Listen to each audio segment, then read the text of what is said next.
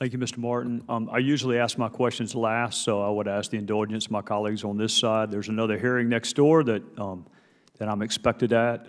Professor Doliak, I received a phone call over the weekend from Cory Booker, who is very interested in this bill. He took a little different approach than one of your former panelists or one of your current panelists in critiquing your research, but I think the underlying questions are the same. So why don't you take a minute and explain to us why you think what is being proposed has the opposite impact? So there have now been 2 very good studies looking at the impacts of the unintended consequences of ban the box, and 2 studies looking at the impacts of ban the box on people with criminal records. Both meet the very high, rigorous standards of the academic literature here, where the primary concern is isolating the effect of the policy from underlying and completely separate economic trends and other factors that might be driving employment outcomes.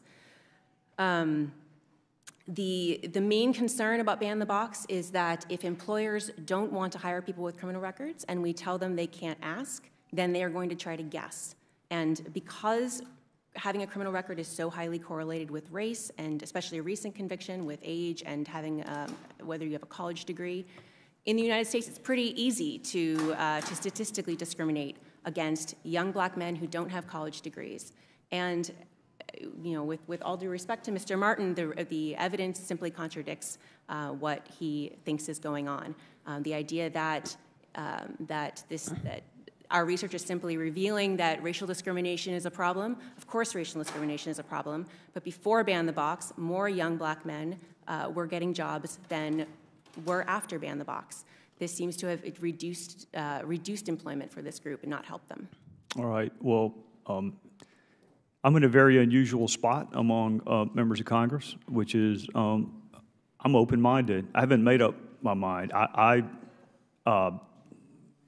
I have watched men leave state and federal prison and desperately try to get a job, and the only job they could get in my hometown was washing other people's cars.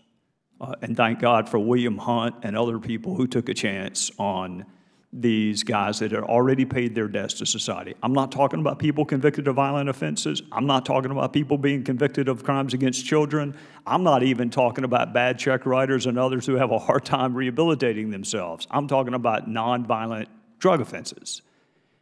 And we say, okay, you've served your sentence, you got to go get a job, you got to meet your societal and familial obligations, and they can't. So let's assume your research is correct. Let's assume there's a reason you're a professor and I'm not, that you're smarter and that you know how to do studies and interpret other people's studies. Let's just assume that. I don't think there'll be any contradiction on any of that. What do you propose? What would work? For those of us who don't want, we just passed a bill on evidence-based rulemaking not a month ago. Congress, I think, almost unanimously passed a bill that we are going to use evidence and facts upon which to base our policies. And what you're arguing is if you do that, you won't take this approach. Let's assume for the sake of argument that you're right. What approach works? Great question.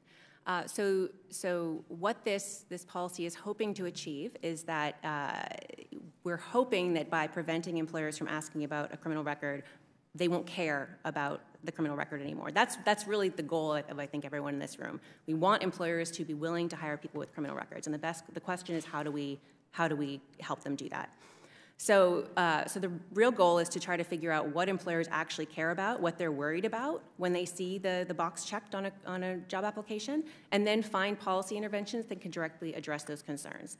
If employers are worried about work readiness, if they're worried that the average person coming out of prison has much higher rates of substance abuse and mental illness and is very likely to be rearrested in the near future, finding ways to really invest in rehabilitation so that they don't have those associations with a criminal record anymore. That's going to take time. That's the longer-term goal of, I think, everyone here, and it's going to take investment of real resources. In the shorter term, I think the best way to reach the goal that Ban the Box and the Fair Chance Act would have reached in helping those who are qualified for jobs get jobs is finding ways to provide additional information about their work readiness to employers.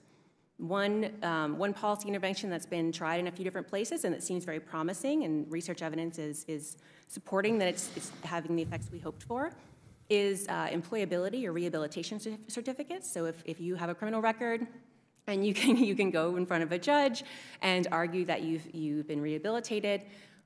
There have been very nice audit studies showing that if you send out job applications, randomizing if you have a felony conviction or a certificate of rehabilitation or no conviction at all, those with the certificate are called back at equal rates as those without any conviction.